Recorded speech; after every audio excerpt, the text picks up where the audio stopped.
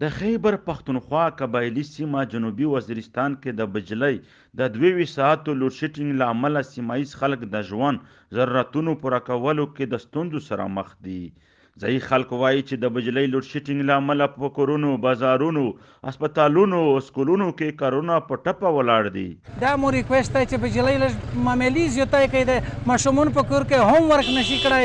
دی د پر ډېر زیات تکلیف دی شپې دی بجلۍ انتظار کو دی وده شي وړوي نو مهرباني وکړئ که بجلۍ څه هیلپ توس کړی شئ دی میش سره بجلۍ میش ته لږ زیاته کوي میش بجلی چې ختم شي میش سکول ختم شي میش تعلیم دا چې ویش کیم تعلیم میش کی دا میش په بجلی کی د ولس وینا ده چې په سیمه کې د پښماني او د روژه ماتي په وخت کې هم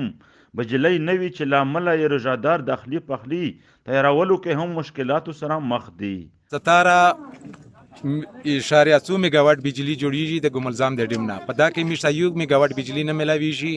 دا ټوله نېشنل ګریډ ته دریمي او د میش سره د حکومت زیاتای کو د 2 غنټې کړل بجلی ته میش د 2 غنټې بجلی نه غوړي او نه میش ته قابل قبول. بل اړخ ته د ولس دغه شکایتونو په جواب کې د وان اګر سټیشن انچارج وایي چې د لوډ شیډینګ شیډول د برنه راغلی دی او دوی د خپل افسرانو د احکاماتو منلو پابند دي. د ویلي دي چې صرف دغه ګریډ سټیشن د سیمې د بجلی ضرورتونه نشي پوره کولی بلکې د یو بل ګریډ سټیشن ضرورت هم دی. میشته ونته تقریبا ابھی موجودہ 63 میگاواٹ بجلی ده او چې 120 میگاواٹ بجلی شي به میږي غونډه ضرورت پیرا شي د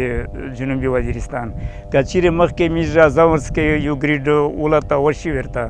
یو ان شاء الله د خلک پیرا او چار په وشي. سیمه ییز خلک وایي چې د ګملزام ډیر نه دوی ته د بجلی ورکولو وعدې شوي کومې چې تر اوسه نه دي پوره شوي. دوی غوښتنه کوي چې حکومت د اوږدې لوډ شیډینګ ختمولو لپاره اقدامات وکړي. وحدت نیوز لپاره نورعلي وزیر، جنوبي وزیرستان.